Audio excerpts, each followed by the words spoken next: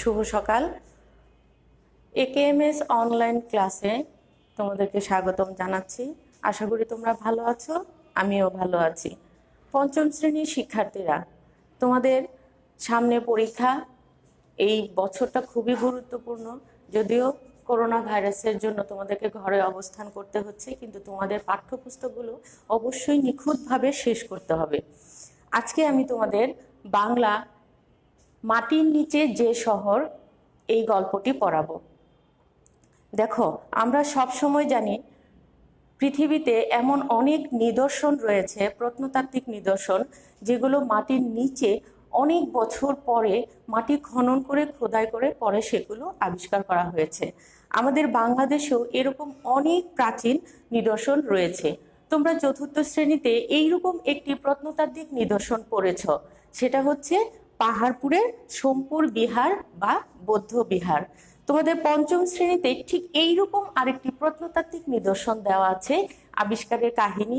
সেটা হচ্ছে মাটির নিচে যে শহর, মাটির নিচে একটি শহর ছিল যেটা অনেক বছর পরে, প্রায় 2500 বছর পরে সেটি আবিষ্কার করা হয়। চলো, মাটির নিচে যে শহর, সেই শহর কিভাবে আবিষ্কৃত হলো এবং কিভাবে আমরা এই শহর সম্পর্কে জানলাম, সেই গল্পটা আমি একটু তোমাদের ছোট করে বলি। অনেক বছর আগে বাংলাদেশের ঢাকা রাজধানী থেকে প্রায় 70 কিলোমিটার দক্ষিণ পূর্বে নরসিংদী জেলায় এই মাটির নিচে যে শহর ওয়ারী বটেশ্বর অবস্থিত। এটি নরসিংদীর বেলাবো এবং শিবপুর উপজেলায় দুইটার মাঝখানে অবস্থিত। ওয়ারী এবং বটেশ্বর হচ্ছে দুটি গ্রাম, পাশাপাশি দুটি গ্রামেই এই নগর সভ্যতাটা অবস্থিত ছিল।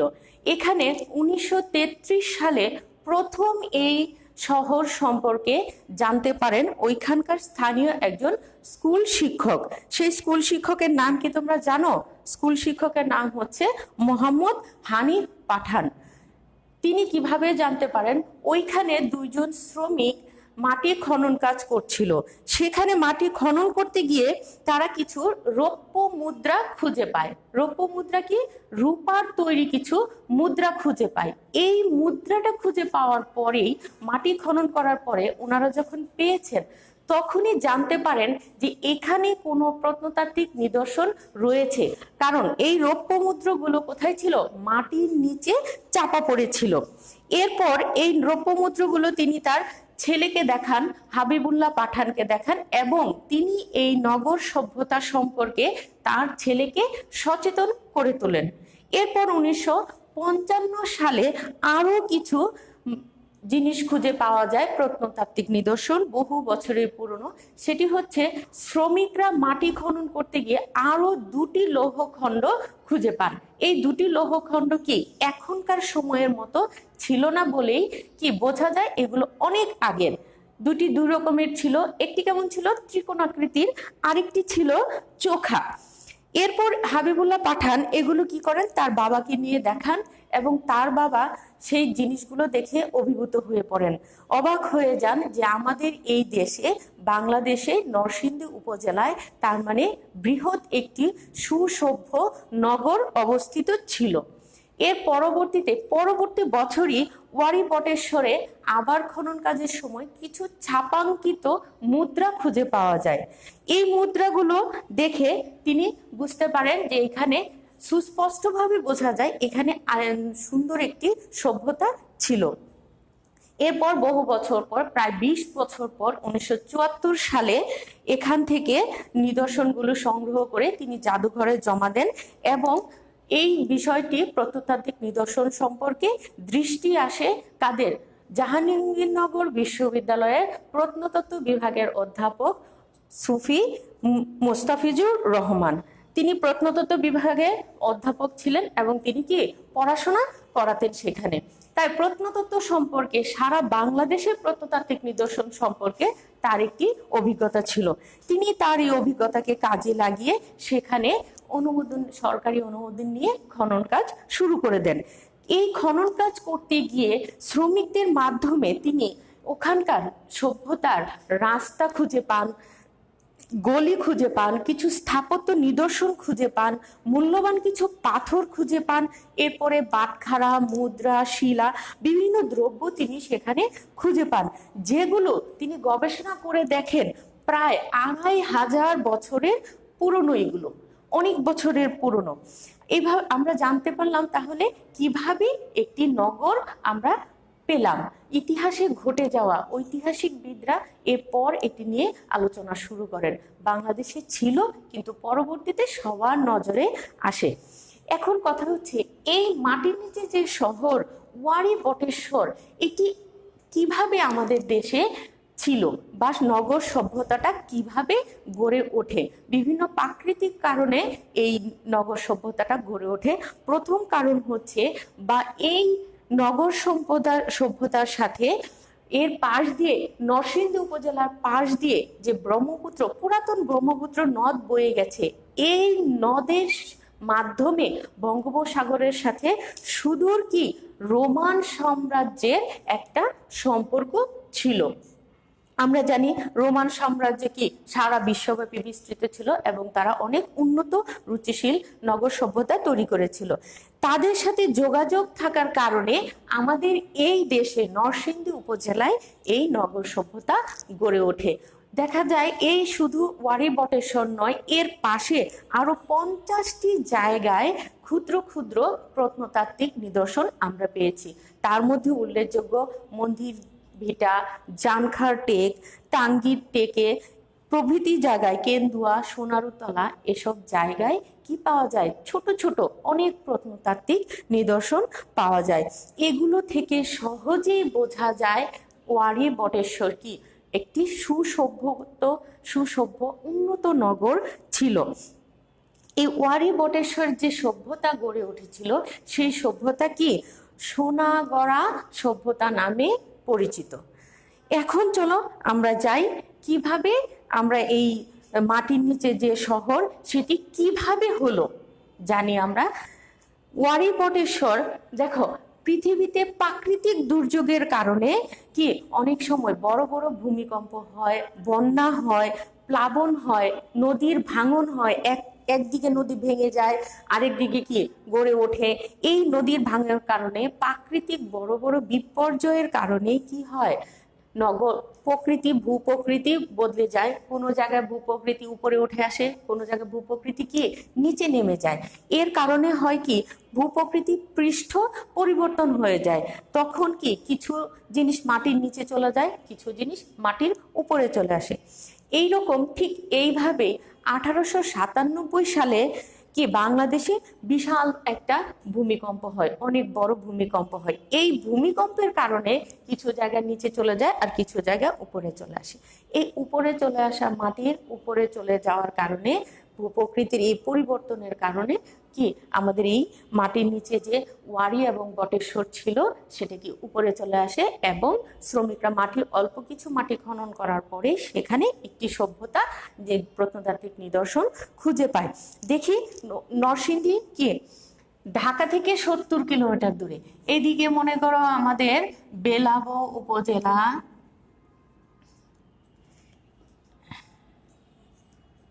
এদিকে হচ্ছে অসম রাজার গড়, এদিকে মনে শিবপুর উপজেলা, এখানে হচ্ছে মনোহরদী উপজেলা।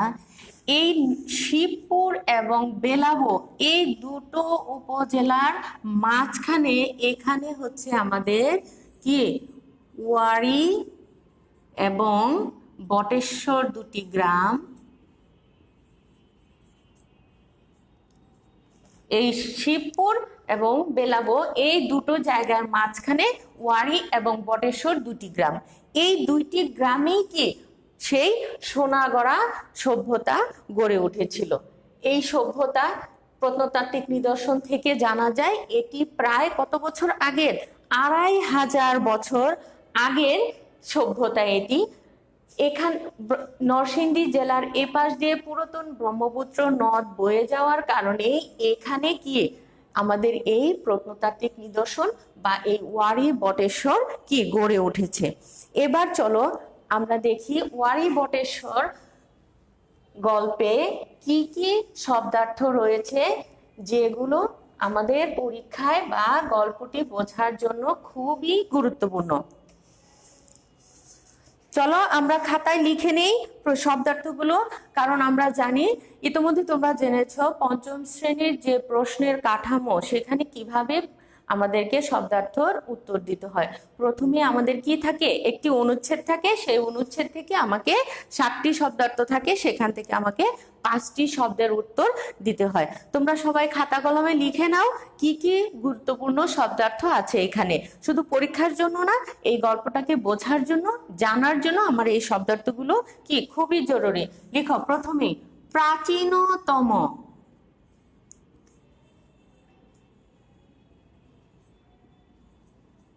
প্রাচীনতম, প্রাচীনতম কি সবচেয়ে প্রাচীন, সবচেয়ে প্রাচীন বা কি বহু পুরনো বা বহু পুরানো। তাহলে প্রাচীনতম শব্দের অর্থ কি আমরা জানলাম, সবচেয়ে প্রাচীন বা বহু পুরনো। এরপর দেখো জনপদ। জনপদ আমাদের এই বাংলাদেশে কি প্রথমে 6টি জনপদ ছিল। জনপদ মানে হচ্ছে একটি জায়গায় ক্ষুদ্র ক্ষুদ্র আকারে, গোষ্ঠী আকারে লোকজন বসবাস করত, সেটাকে বলে কি জনপদ, যেখানে লোকজন বা জনগণের বসবাস রয়েছে। জনপদ মানে লোকালয়, লোকালয়। জনপদ মানে কি লোকালয়। এরপরে দেখো আসে অভিভূত। অভিভূত বলতো কে গল্পে অভিভূত হয়ে গিয়েছিলেন? অভিভূত হয়ে গিয়েছিলেন সেই স্কুল মাস্টার, তাই না? তিনি এই জিনিসগুলো দেখে, প্রত্নতাত্ত্বিক নিদর্শনগুলো দেখে খুবই অভিভূত হয়ে গিয়েছিলেন। প্রাচীন রৌপ্য মুদ্রাগুলো দেখে এবং রৌপ্য মুদ্রার একটা ভান্ডার দেখে, যেখানে অনেকগুলো রৌপ্য মুদ্রা ছিল, সেটা দেখে তিনি কি অভিভূত হয়ে গিয়েছিলেন বা ভাবাবিষ্ট, ভাবাবিষ্ট হয়ে গিয়েছিলেন না? অভিভূত শব্দের অর্থ ভাবাবিষ্ট বা আচ্ছন্ন হয়ে পড়া।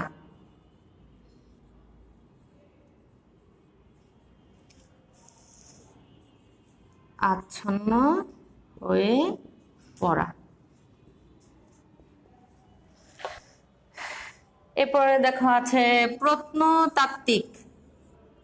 প্রত্নতাত্ত্বিক,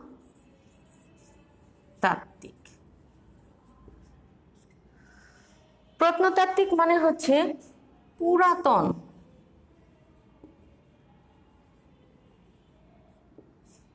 আবার এই এই প্রত্নতাত্ত্বিক শব্দটির অনেক বড় করে ব্যাখ্যা আছে তোমাদের বইয়ে, এত বড় করে শব্দার্থ লিখতে হবে না, ছোট করে লিখলে হবে। পুরাতন বা কি প্রাচীন।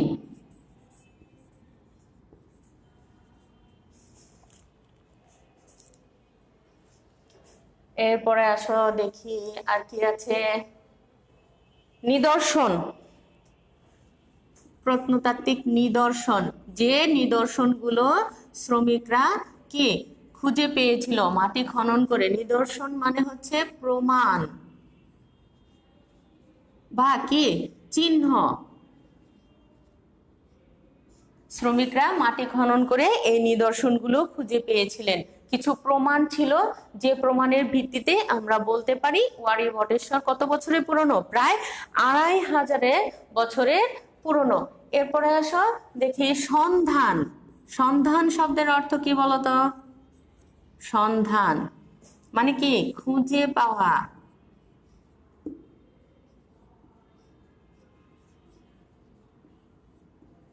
সন্ধান মানে খুঁজে পাওয়া বা অনুসন্ধান করা।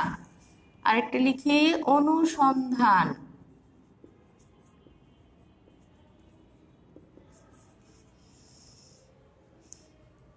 লিখতে সবাই লিখে নাও, এই শব্দার্থগুলো তোমাদের অনুশীলনীর ভিতরে, গল্পের ভিতরে শব্দার্থ আছে। অনুশীলনীতে যে কয়টি শব্দার্থ আছে এখান থেকেই যে পরীক্ষায় আসবে তেমন কোনো কথা না, কারণ অনুচ্ছেদটা যেটা তোমাকে প্রশ্নে তুলে দিবে সেটার ভিতর থেকে তোমাকে শব্দার্থে আনসার করতে হবে। এরপরে দেখো আরেকটা লিখি, সংগ্রহ। কে সংগ্রহ করেছিলেন এগুলো, তাই না? স্থানীয় স্কুল মাস্টার, তিনি এগুলো কে সংগ্রহ করে পরে জাদুঘরে জমা দিয়েছিলেন। সংগ্রহ মানে হচ্ছে আহরণ করা, আহরণ বা কে জোগাড় করা।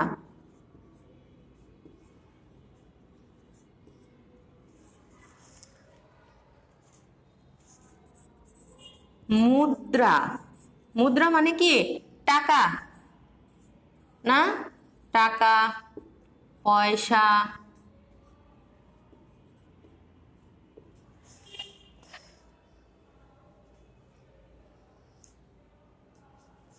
এরপরে লিখো বাটখারা। বাটখারা, বাটখারা দিয়ে কি করে, কোনো জিনিস পরিমাপ করে, তাহলে এটাকে কি বলবো আমরা, পরিমাপক। বাটখারা শব্দের অর্থ কি, পরিমাপক। বাটখারা দিয়ে আমরা কি পরিমাপ করি, ওজন পরিমাপ করি। তোমরা এটা পরিমাপও লিখতে পারো, আবার ওজন পরিমাপও লিখতে পারো, ওজন পরিমাপক।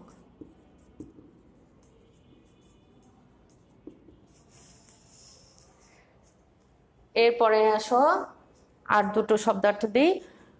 রৌপ্য মুদ্রা, রৌপ্য মুদ্রা। রৌপ্য মুদ্রা মানে, রৌপ্য মানে হচ্ছে রূপা, তাহলে কি হবে, রূপার মুদ্রা। সেখানে কে ওয়ারী বটেশ্বরে একটি রূপার মুদ্রার ভান্ডার পাওয়া গিয়েছিল। ভান্ডার মানে যেখানে অনেকগুলো একসাথে জমা করা থাকে, ভান্ডার। সেখানে প্রায় কতগুলো রূপা মুদ্রা ছিল জানো, প্রায় 4000-এর মতো রৌপ্য মুদ্রা সেখানে ছিল। এরপরে আসো আরেকটি, লৌহ পিণ্ড।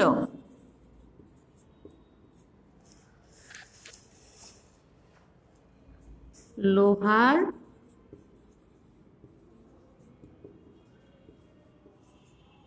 দণ্ড। আরেকটা লিখি, খণ্ড। লিখেছো সবাই শব্দার্থগুলো? এগুলো তোমাদের খুবই কাজে লাগবে। এই শব্দার্থগুলো জানা থাকলে কি তোমাদের গল্পটা বুঝতে সুবিধা হবে, বা কি কি হচ্ছে সেখানে ঘটনাগুলো, সেগুলো আমাদের কি জানতে পারবো। এরপরে আসো, এই গল্পে কি কি যুক্ত বর্ণ বিভাজন আছে, কতগুলো যুক্ত বর্ণ দেওয়া থাকে প্রত্যেকটা গল্পে, তোমাদের কি পরীক্ষায় দিতে হয়। যুক্ত বর্ণগুলো বিভাজন করো, একটি শব্দ তৈরি করো, এরপর কি একটি বাক্য লিখতে হয় আমাদেরকে। সেজন্য যুক্ত বর্ণগুলোই খুবই গুরুত্বপূর্ণ। তোমরা যুক্ত বর্ণ কিভাবে করতে হয় জানো তো? কি করতে হয়, যুক্ত বর্ণটা আমি লিখে দিচ্ছি, তোমরা সবাই লিখে নাও। যেমন এই যুক্ত বর্ণটা তোমরা কিভাবে লিখবে না, প্রথমে লিখবে কোনটা আছে, একটা হসন্ত দিবে, তারপর লিখবে এটা কি আছে, ত যোগ দন্ত ন, তাই না? হসন্ত দিবে, ত যোগ দন্ত ন লিখবে। তারপরে এখানে কি একটি শব্দ লিখবে, যেমন প্রত্নতত্ত্ব, তারপর এখানে একটি বাক্য লিখবে। তাহলে আমি তোমাদেরকে একটি করিয়ে দিয়েছি কিভাবে যুক্তবর্ণ করতে হয়। পরবর্তীতে তোমরা সেগুলো, আমি আরো কিছু যুক্তবর্ণ তোমাদেরকে লিখে দিচ্ছি, যেগুলো তোমরা কি বাসায় করে নিতে পারবে। দেখো আমি আরো যুক্তবর্ণগুলো তোমাদেরকে দিয়ে দিচ্ছি। তয় ত, এখানে কি কি আছে বলতো, এখানে 3টা যুক্তবর্ণ আছে। ত ত আবার কি একটি ব আছে, ব ফলা আছে, তাহলে এটা কিভাবে লিখবো, ত যোগ ব না। এখানে 3টা যুক্ত বর্ণ আছে আমাদের, এগুলো কি আমাদেরকে খুব সচেতন ভাবে পরীক্ষার হলে লিখতে হবে। আমি যুক্ত বর্ণগুলো তোমাদেরকে দিয়ে দিচ্ছি, তোমরা এগুলো বাসায় বসে সুন্দর করে ভেঙে করে ফেলবে। দেখো যুক্ত বর্ণ, ক্ষীয় ম মূর্ধন্য ড, ভয় জফলা ইয় চ দন্ত স থ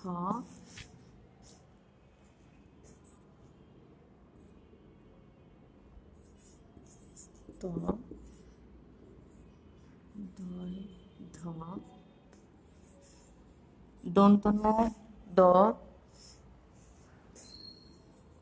তালব্য ব, মূর্ধন্য স ট, ম প,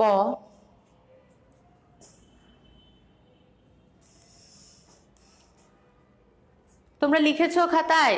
উঠিয়ে নাও, দেখো কি কি যুক্ত বর্ণগুলো এখানে আছে। আরো অনেক যুক্ত বর্ণ আছে, তবে এই যুক্ত বর্ণগুলো কি বেশি বেশি গুরুত্বপূর্ণ, এগুলো জানতে হবে এবং কি ভাঙাতে হবে, একটি শব্দ গঠন করতে হবে, এরপর আবার কি তোমাদেরকে একটি বাক্য রচনা করতে হবে। দেখো এই গল্পটা পড়তে গিয়ে আমরা কিছু শব্দ পেয়েছি, যে শব্দগুলো আবার আমাদের কি বিপরীত শব্দ লিখতে হয় পরীক্ষায়। তোমাদের বাংলায় কি বাংলা ব্যাকরণের কিছু অংশ পরীক্ষায় আসে, সেগুলো কি আবার কি লিখতে হয়, বিপরীত শব্দ লিখতে হয়, সমার্থক শব্দ লিখতে হয়। চলো আমরা কিছু বিপরীত শব্দ শিখে নিই। বিপরীত শব্দ, বিপরীত শব্দ কিভাবে লিখবো? এখানে লিখবো আমরা মূল শব্দ বা প্রদত্ত শব্দ লিখবো এখানে, আর এর অপর পাশে কি লিখবো? এখানে লিখবো বিপরীত শব্দ। পরীক্ষার খাতায় আমাদেরকে এভাবে লিখতে হবে। এখানে আমরা প্রদত্ত শব্দ বা প্রশ্নে যে শব্দটি দেওয়া আছে সেই শব্দটি লিখবো, আর এখানে এর উত্তর হিসেবে আমরা বিপরীত শব্দ লিখবো যদি আমরা বিপরীত শব্দ উত্তর করি। কারণ বিপরীত শব্দ এবং সমার্থক শব্দ অথবা দেওয়া থাকে, তোমাদের যে কোনো একটির উত্তর পরীক্ষায় লিখতে হয়। চলো আমরা বিপরীত শব্দগুলো দেখি। এখানে খুব সহজ কয়েকটি বিপরীত শব্দ আছে। দেখো, উপরে, উপরে, তাহলে এর বিপরীত শব্দ কি হবে? নিচে।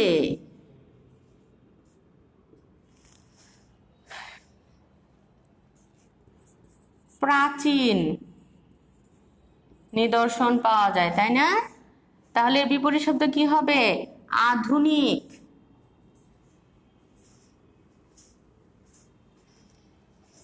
দূরে, কাছে।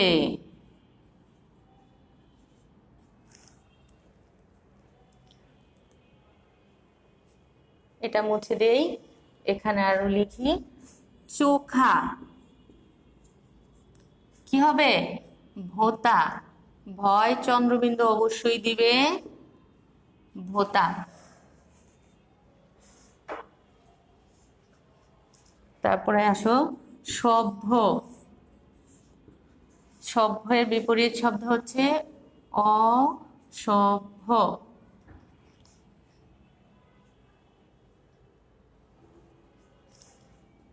সুন্দর, কি হবে? কুৎসিত।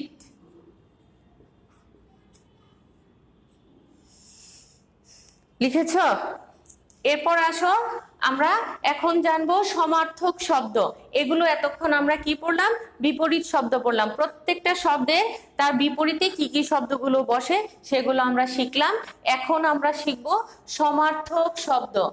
সমার্থক শব্দ মানে কি? একটি শব্দের ঠিক সেই অর্থটা প্রকাশ করে, সম অর্থ প্রকাশ করে এমন শব্দকে কি বলে? সমার্থক শব্দ। এই সমার্থক শব্দ এইভাবে ঠিক একইভাবে বিপরীত শব্দের মতো লিখতে হয়। এখানে লিখবে তোমরা প্রদত্ত শব্দ, আর এখানে লিখবে কি? সমার্থক শব্দ। পরীক্ষার খাতায় খুব সচেতন ভাবে এই কাজটি করতে হবে, কেননা দেখা যায় অনেক সময় প্রদত্ত শব্দ এখানে ঠিকই উঠিয়েছে, এখানে সমার্থক শব্দের জায়গায় ভুল করে বিপরীত শব্দ চলে আসে। আবার অনেক সময় দেখা যায় যে বিপরীত শব্দের জায়গায় কি চলে আসে? সমার্থক শব্দ চলে আসে। পরীক্ষার খাতায়, সেজন্য তোমরা বারবার প্রশ্নটার দিকে তাকাবে এবং উপরে কি জানতে চেয়েছে সেই জিনিসটা একটু খেয়াল করবে। সমার্থক শব্দ চেয়েছে নাকি বিপরীত শব্দ চেয়েছে, এটা দেখে এবং লিখে স্পষ্ট করে পরে উত্তরগুলো লিখবে, কারণ প্রত্যেকটা শব্দের জন্যই তোমার কি 1 নাম্বার করে বরাদ্দ থাকে। এখন একটা শব্দের বানান যদি ভুল হয়ে যায় বা সমার্থক শব্দের জায়গায় যদি তুমি বিপরীত শব্দ লিখে ফেলো, তাহলে কি হবে, তোমার 1টি নম্বর কাটা যাবে। চলো আমরা লিখি। প্রদত্ত প্রদত্ত শব্দ মনে করো দেওয়া আছে মৃত্তিকা, এখানে দেওয়া আছে না, মৃত্তিকা বিজ্ঞানীগণ কি মাটি পরীক্ষা করেন, পরীক্ষা করে সেখানে কি অনেক আগের মাটি খুঁজে পান। এখানকার শিবপুর উপজেলার মাটি আর কি বরেন্দ্র ভূমির মাটি প্রায় কাছাকাছি ছিল, সেখানকার মাটি একই রকম ছিল এবং মাটির সাথে মিশে থাকা কিছু দ্রব্য বা মাটির কিছু অংশ দেখে তারা বুঝতে পারেন এখানে অনেক প্রত্নতাত্ত্বিক নিদর্শন রয়েছে। তাহলে মৃত্তিকা মানে কি হবে, মাটি। মৃত্তিকার সমার্থক শব্দ হবে মাটি। এরপরে আছে নদী, নদী মানে তটিনী। আরো অনেক আছে, স্রোতস্বিনী, প্রবাহিনী, অনেকগুলো সমার্থক শব্দ আছে, একটি শব্দের অনেকগুলো সমার্থক শব্দ হয়ে থাকে। এরপর দেখো আছে গ্রাম, গ্রামের সমার্থক শব্দ হবে কি গা।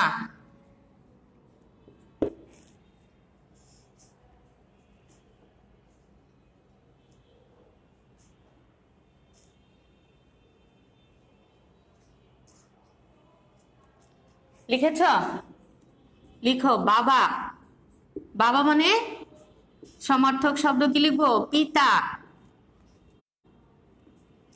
ছেলের সমার্থক শব্দ, ছেলে হবে পুত্র, তনয়, আর অনেক সমার্থক শব্দ আছে, এগুলো লিখেছো তোমরা সবাই, লিখতে পেরেছ?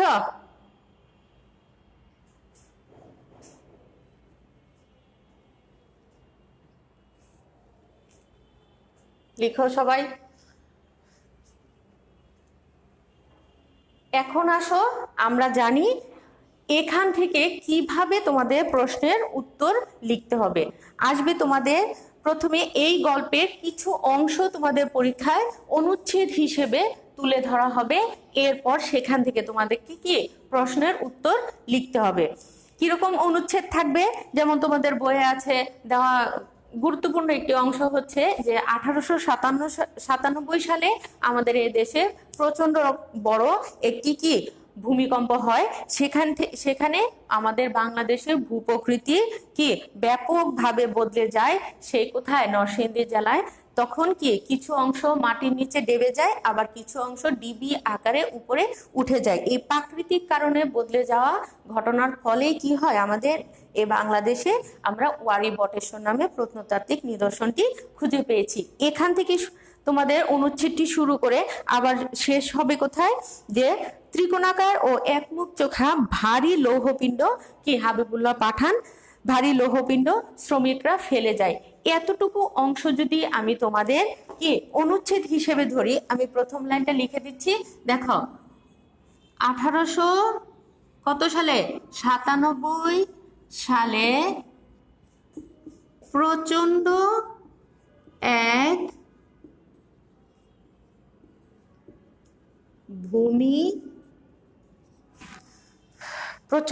এক ভূমিকম্প হয় আমাদের দেশে। এখান থেকে তোমাদের অনুচ্ছেদটা প্রথম লাইনটা লিখে দিলাম, মনে করো এখান থেকে আমাদের অনুচ্ছেদ শুরু হলো।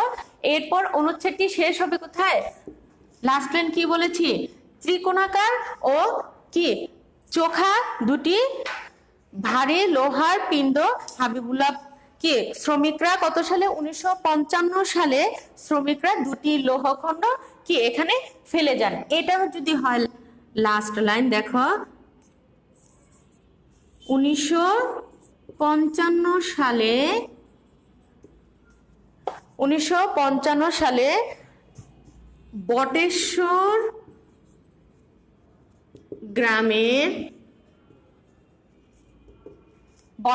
গ্রামের শ্রমিকরা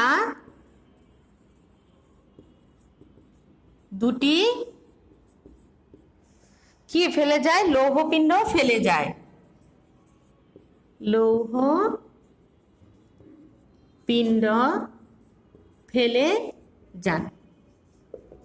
এটা হচ্ছে তোমার অনুচ্ছেদের শেষ লাইন, আর এটা হচ্ছে তোমার অনুচ্ছেদের কি প্রথম লাইন। পুরো অনুচ্ছেদ এখানে কি তুলে দেওয়া সম্ভব নয়, তাই আমি প্রথম লাইন এবং শেষ লাইন তুলে দিলাম। এর মাঝখান কি তোমাদের বইয়ে সবগুলো লাইন আছে। তোমরা এতটুকু যদি আমরা একটা অনুচ্ছেদ ধরি, তাহলে সেখান থেকে কি আমাদের কি কি প্রশ্ন আসতে পারে, চলো সেই প্রশ্নগুলো এখন আমরা লিখে নিই। তোমরা বাসায় কি এই প্রশ্নের উত্তরগুলো লেখার চেষ্টা করবে। অনুচ্ছেদ থেকে কিভাবে ছোট প্রশ্ন বা বড় প্রশ্ন কতটুকু অংশ লিখতে হবে 4 নম্বরের জন্য, সেটা তোমরা বাসায় বসে কি করবে? প্রতিদিন অনুশীলন করবে। চলো এই অনুচ্ছেদের থেকে কি কি প্রশ্ন আসে সেই প্রশ্নটা আমরা এখন লিখে নিই, প্রশ্নগুলো লিখে নিই। চলো, পরে আমরা কি করব? এগুলো বাসায় বসে লেখার চেষ্টা করব। লেখো, প্রথম যে প্রশ্নটি আসে সেটি কি 2 নম্বরের একটি প্রশ্ন আসে, ছোট প্রশ্ন।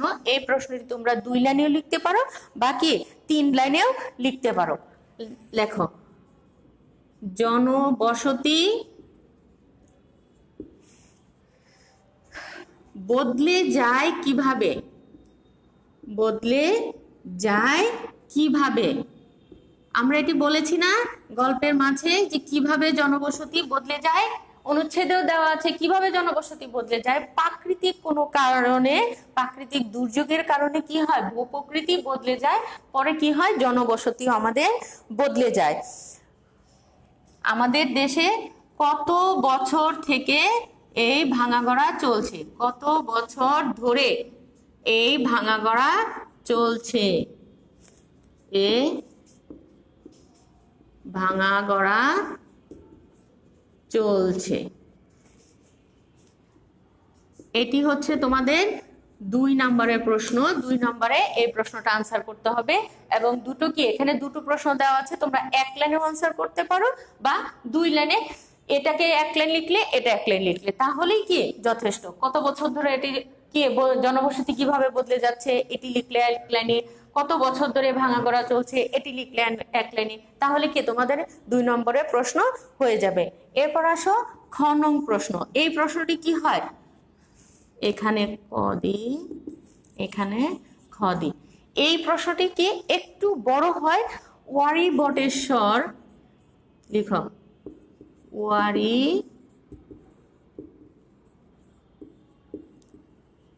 বটেশ্বর কিভাবে আবিষ্কৃত হলো?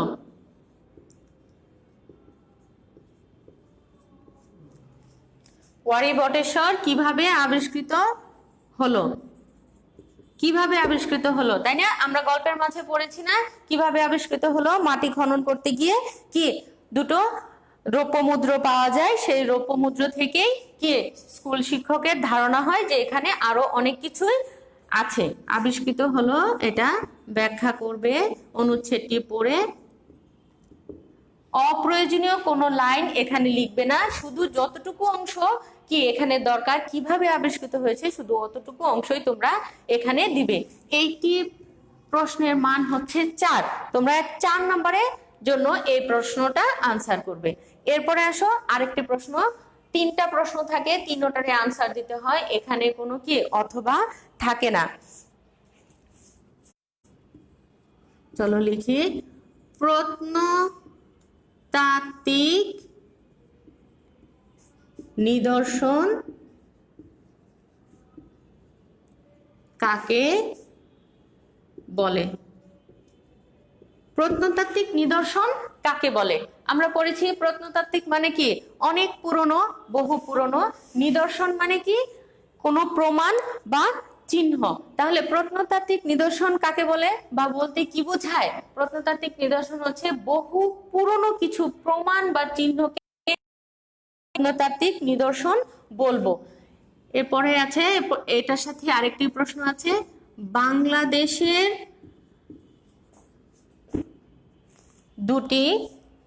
বাংলাদেশের যে কোনো দুটি প্রত্নতাত্ত্বিক যে কোনো দুইটি প্রত্নতাত্ত্বিক নিদর্শন, দুটি প্রত্নতাত্ত্বিক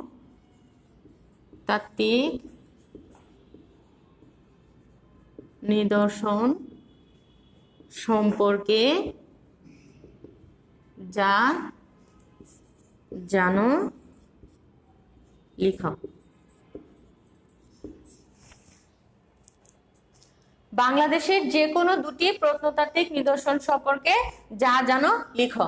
তার বাংলাদেশের ভিতরে আমরা পড়েছি আরো অনেকগুলো প্রত্নতাত্ত্বিক নিদর্শন আছে। একটি তোমরা চতুর্থ শ্রেণীর বইয়ে পড়েছো, কি পাহাড়পুরের সোমপুর বিহার, যেটা নওগাঁ জেলার বদলগাছি উপজেলায় অবস্থিত।